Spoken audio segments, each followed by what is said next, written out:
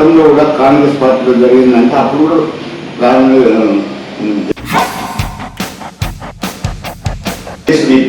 GSDP అనేది ఎక్కడెక్కడ తీసుకునేది ఎక్కడ ప్రపంచంలో లేదు. అదే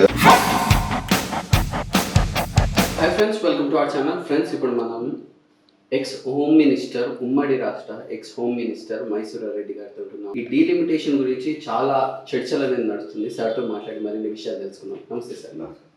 సార్, ఏంటి సార్ ఈ డీలిమిటేషన్ వల్ల సౌత్ రాష్ట్రాలకు చాలా అన్యాయం జరుగుతుంది అంటున్నారు, అయినా కూడా ఎందుకు దీన్ని ముందుకు తీసుకెళ్తారు? అంటే ఇప్పుడు మహిళలకు రిజర్వేషన్స్ కల్పించాలా 33% అని చెప్పి గతంలోనూ చాలా ప్రభుత్వాలు చెప్పినాయే, అది అమలు కాకుండా ఉన్నది. ఇప్పుడు వీళ్ళు కూడా అమలు చేయాలని పట్టుదలగా ఎన్డీఏ గవర్నమెంట్ ప్రయత్నం చేస్తున్నారు. మహిళలకు రిజర్వేషన్స్ పెంచితే ఇప్పుడు ప్రస్తుతం ఉన్న సీట్లలోనే పెంచితే కొంచెం ఇతరులకు అవకాశాలు తగ్గిపోతాయి.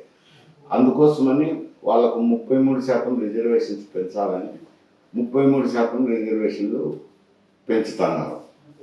అంటే 33% పెంచేదానికి ఇప్పుడు గతంలో ఏం చేసినారు, పాపులేషన్ ప్రకారం డివిజన్ చేస్తే ఉత్తర హిందుస్థానానికి ఎక్కువ సీట్లు పోతాయి, దక్షిణ హిందుస్థానానికి తక్కువ వస్తాయని చెప్పి చాలా విమర్శలు రావటము ఇవన్నీ జరుగుతున్నాయి కదా, చర్చలు జరుగుతున్నాయి.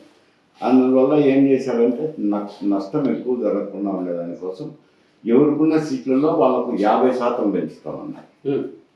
ఇప్పుడు 50% పెంచుతామన్నారు. 50% పెంచితే ఈ 50% ఏవైతే పెంచుతున్నారో ఆ సీట్లన్నీ మహిళలకే సరిపోతున్నాయి. 33% మహిళలు రిజర్వేషన్ ఇచ్చేదానికే సరిపోతున్నాయి. ఎందుకంటే మిగతా వాళ్ళకు పార్లమెంట్ సభ్యులకు తగ్గిపోతాయి కదా సీట్లు, మిగతా జెండర్ దానిలో. అందుకని జెండర్ తగ్గిపోకుండా జెండర్ అట్లే ఉంచి సీట్లు పెంచుతామా, సీట్లను మహిళలకు ఇస్తామన్నారు. ఇది మహిళలు పెంచినప్పుడు ఇవి డీలిమిటేషన్, సీట్లు పెరిగినప్పుడు డీలిమిటేషన్ చేయాల్సిందే వస్తుంది.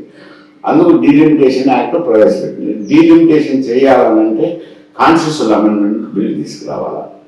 కాన్స్టిట్యూషనల్ 131 బిల్లు కాన్స్టిట్యూషనల్ అమెండ్మెంట్ ఉంది. కాన్స్టిట్యూషనల్ అమెండ్మెంట్ అంటే 2/3 మెజార్టీ కావాలి సభలో హాజరైన సభ్యుల సంఖ్య.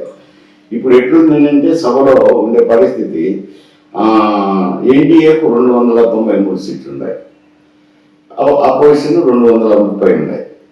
ఈ కాన్స్టిట్యూషనల్ అమెండ్మెంట్కు ఎంత స్ట్రెంగ్త్ కావాలంటే 360 సీట్లు కావాలి. 360 సీట్లు కావాలంటే దాదాపు 160 సీట్లు పైన ఎన్డీఏ సమకూర్చుకోవాల్సింది ఉంటుంది. మరి వీళ్ళందరూ అపోజ్ చేస్తే బిల్ వీగిపోయే ప్రమాదం కూడా ఉంది. డీలిమిటేషన్ మళ్ళీ మహిళల రిజర్వేషన్ 3 పడుతుంది. అందుకని ఏదో వాళ్ళు ప్రయత్నం చేస్తున్నారు. ఇక్కడ వచ్చిన సమస్య దక్షిణాదికి నష్టం జరుగుతుంది. ఇది గతంలో నష్టం జరిగింది, ఇప్పుడు అదే నష్టం జరుగుతుంది. ఇప్పుడు దీనివల్ల నష్టం జరగదు కానీ, ఎందుకంటే పాపులేషన్ తీసుకోకుండా 50% కంపగుత్తగా పెంచుతామంటున్నారు కాబట్టి దీనివల్ల నష్టం రాదు.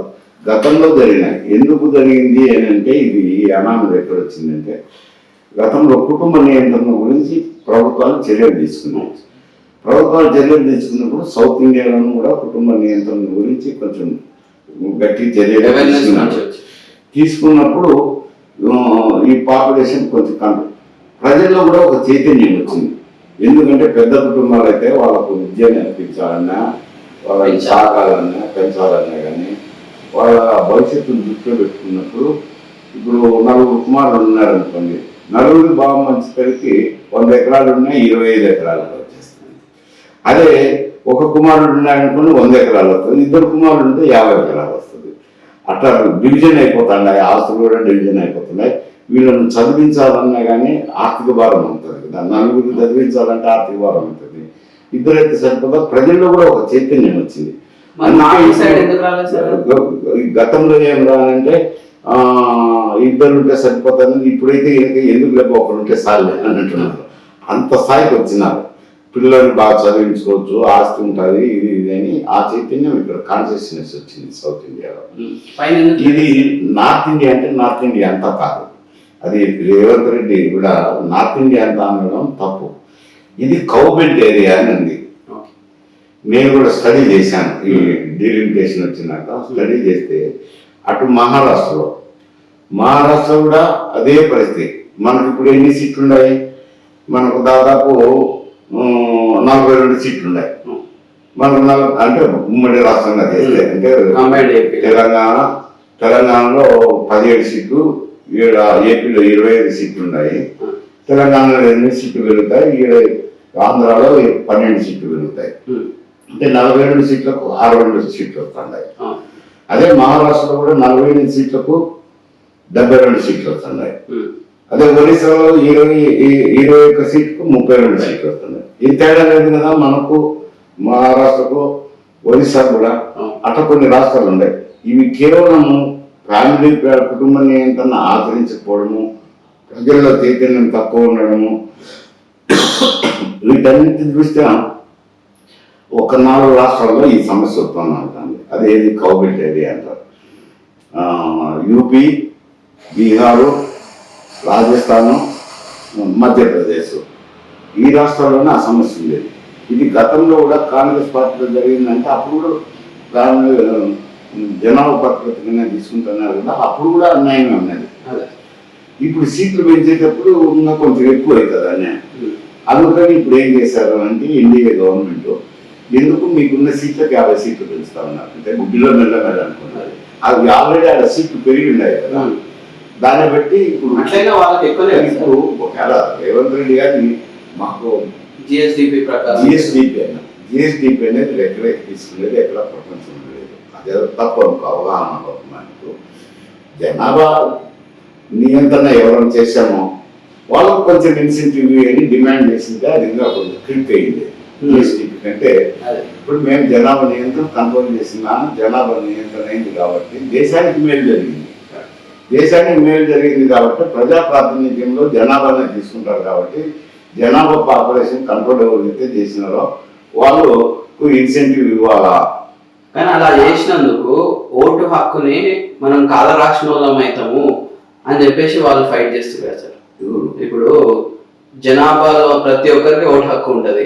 సో ఓటు హక్కు ఇంత మెంబర్స్ కి ఇంతమంది ఎంపీలు అని చెప్పేసి అన్నారు.